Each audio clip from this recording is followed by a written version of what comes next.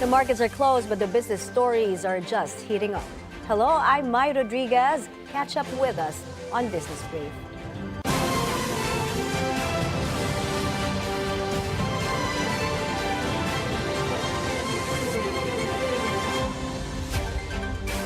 Asian shares trade mostly lower even after Wall Street's strong rally, spurred by U.S. President Donald Trump's assurances of stable ties with China. China's Shanghai Composite and Australia's ASX edge higher, while most other regional indices close in negative territory. In the currency market, the Australian dollar slips against the U.S. dollar, while the greenback weakens against most Asian currencies, but gains ground on the South Korean won. In commodities, gold rises over 1% and oil prices also edge higher. In crypto, Bitcoin drops more than 2%, while Ethereum falls over 4%. Former House Speaker Martin Romualdez is willing to shed light on multiple issues, including insertions in the national budget. Facing the ICI for the first time today, the Leyte 1st District Representative also says he'll do anything to speed up the investigation on alleged flood control anomalies. Romualdez was earlier accused of receiving billions worth of kickbacks from flood control projects, along with resigned party list Representative Zaldi Ko. Although summoned in today's hearing, Ko was a no-show. I am ready to give my personal knowledge on the budget process. Okay. I will share any and all information to help determine the truth.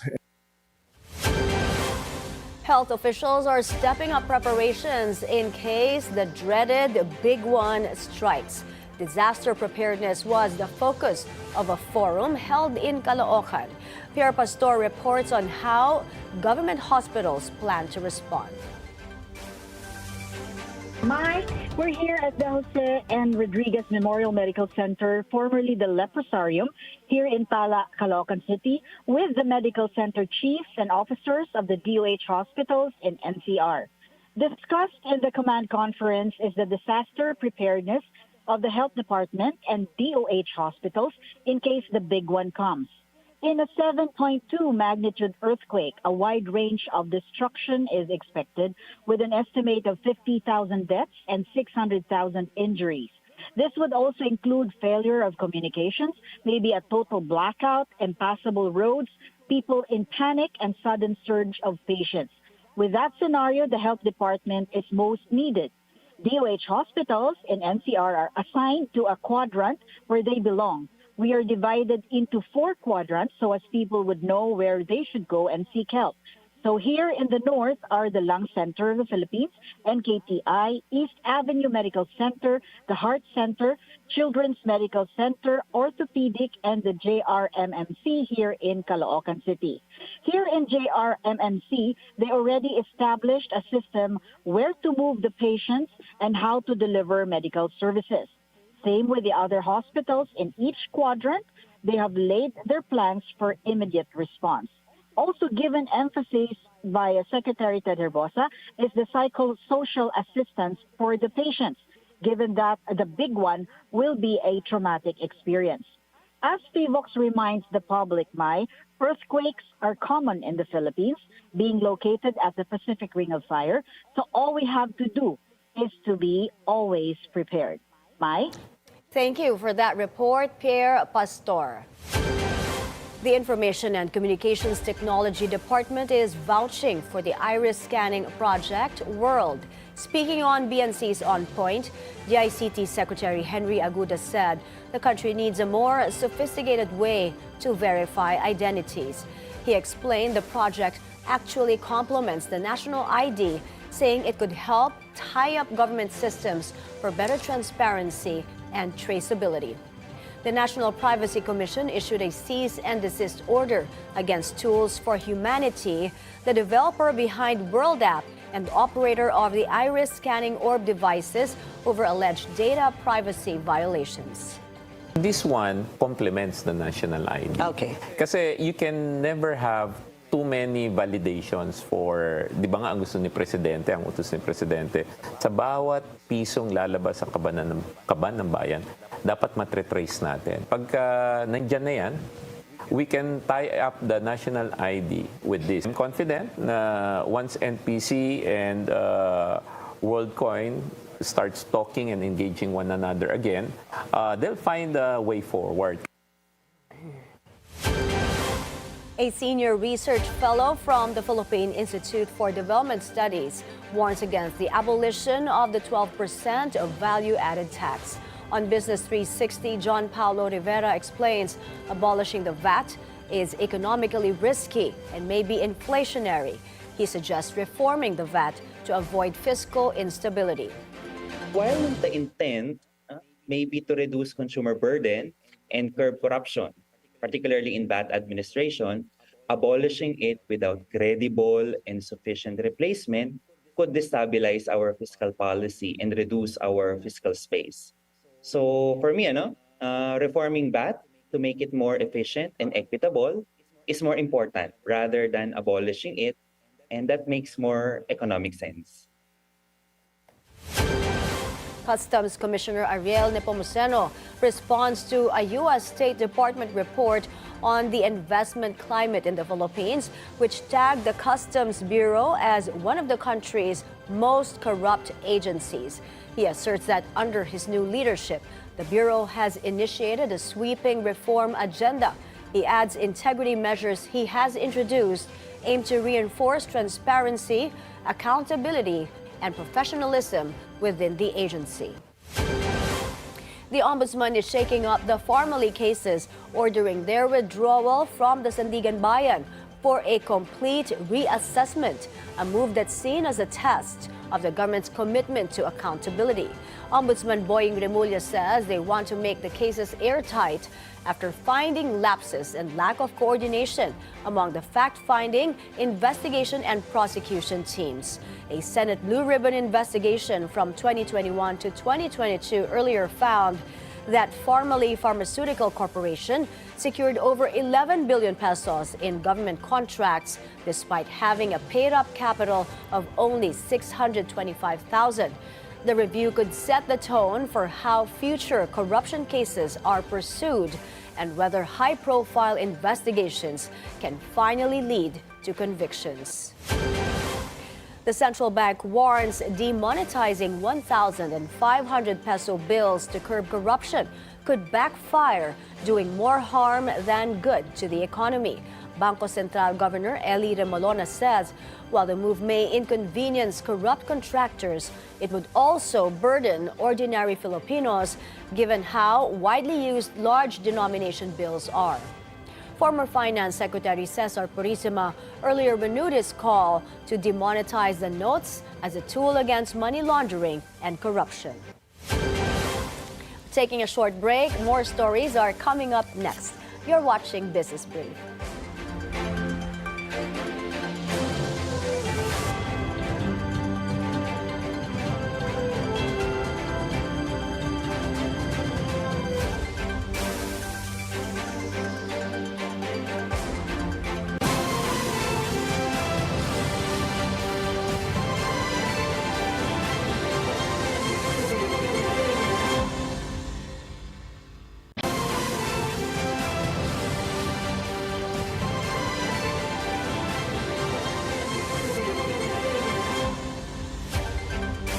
You're back on Business Brief.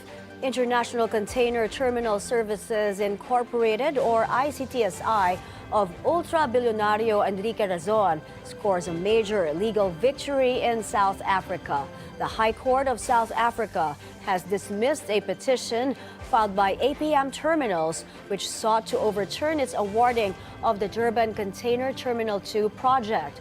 The court ruled that Transnet, the state-owned port authority, acted fairly and transparently, saying ICTSI's financial capacity was properly verified.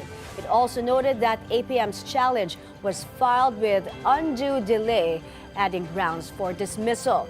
The ruling clears the way for ICTSI to move forward with a 25-year concession, a strategic win that bolsters the company's position as one of the world's leading port operators and a key driver of Philippine business expansion abroad.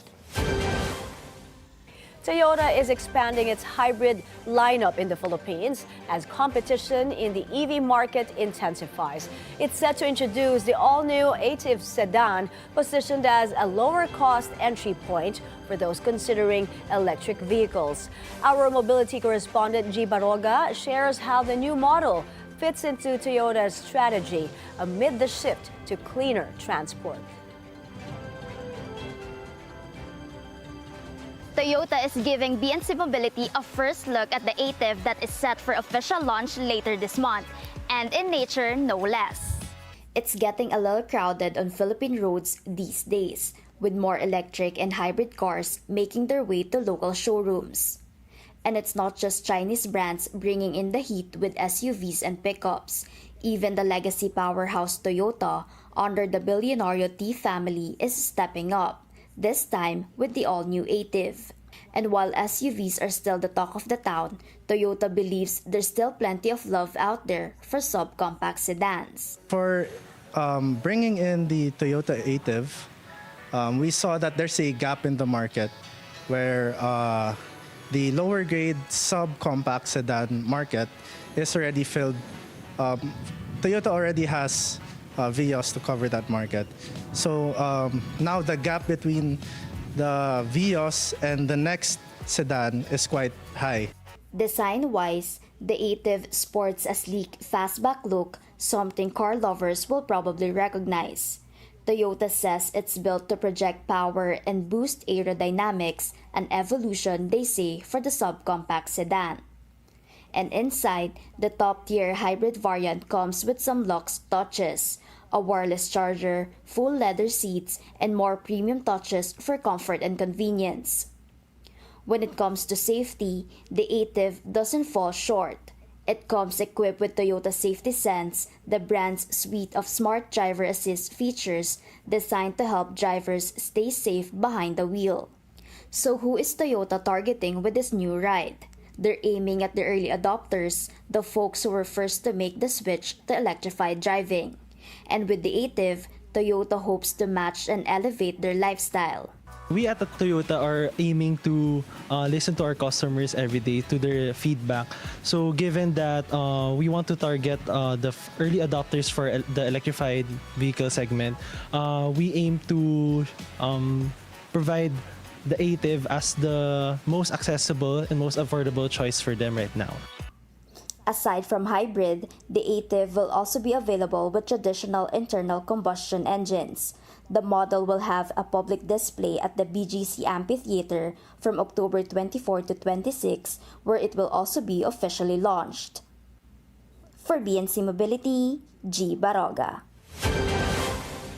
Furniture lovers north of the metro will soon have an IKEA store closer to home with the opening of its shop at the Trinoma Mall on October 23. The store will also serve as a free collection point for online orders.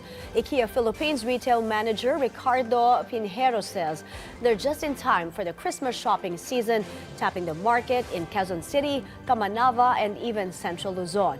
This is IKEA's first ever partnership with Ayala Malls after its flagship store was opened in partnership with the SM Group of the Ultra Bilyonaryo C family. The Fullest Group is consolidating its hospitality business under one roof. Philinvest Development Corporation, or FDC, has approved a plan of merger involving its wholly owned subsidiaries under the hospitality arm. These include Boracay Seascapes, Dumaguete Seascapes, Gensan Cityscapes, and several others. Under the plan, Philinvest Hospitality Corporation will be the surviving entity. The merger is part of an internal corporate restructuring aimed at streamlining operations and improving efficiency within its hospitality portfolio. We're taking another breather. A look at how Philippine shares did today when we return. Stay tuned.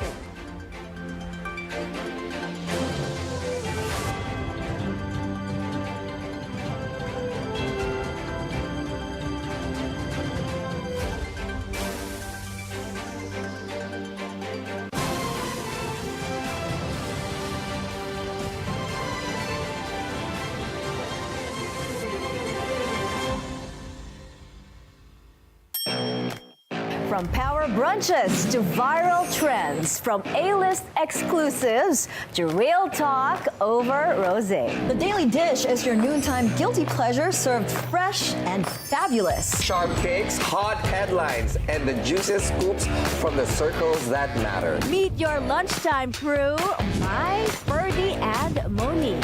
Serving real talk, bold takes, and the juiciest dish on everything that matters. Stories you whisper about, we put them on blast. More real talk. And a lot of spilled tea. With zero filter. Get your daily fix with the Daily Dish. Only here on the Bilyonaryo News Channel. Brave to deliver. Okay, nandito rin po tayo pareho noong 1986. May makukulong at may mananagot.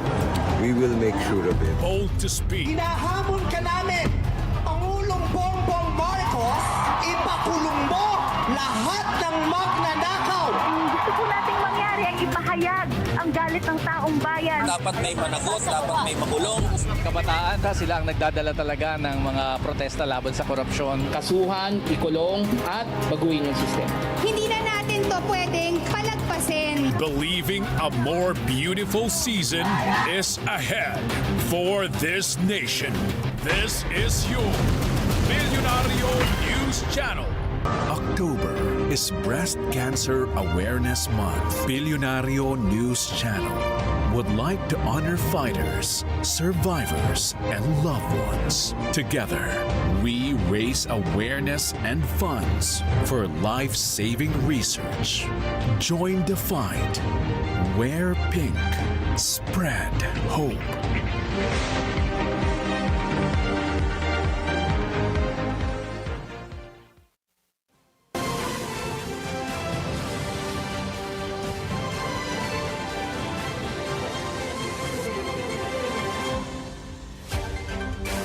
U.S. President Donald Trump believes he will not go to heaven despite his peace efforts in Gaza and even Ukraine.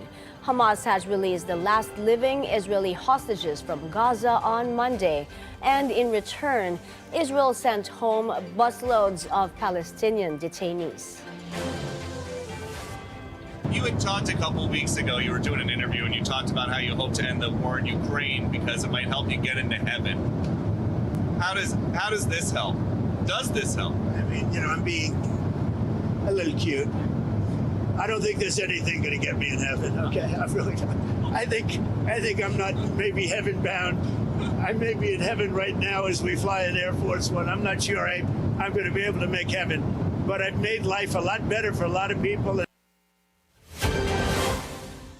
Philippine shares rise for the second straight day. The PSEI ends nearly 0.4% higher to close at 60.76, finishing the day as the best performer in Asia. Among the sectoral indices, only services end in the red, with mining and oil rising the most at more than 2%. Advancers outnumber decliners 102 to 87, with value turnover reaching 6.2 billion pesos. Majority of the day's most active stocks are in the green, with Apex Mining rising the most at over 5%. On currencies, the peso trades at 58.20 against the US dollar, up from the previous close of 58.25.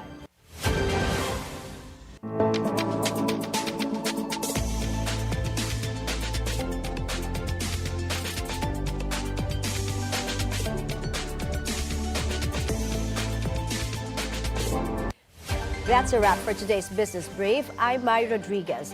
Join us again tomorrow as we bring you the stories that help you plan your next big, bold moves in business. Only here on the Bilyonaryo News Channel.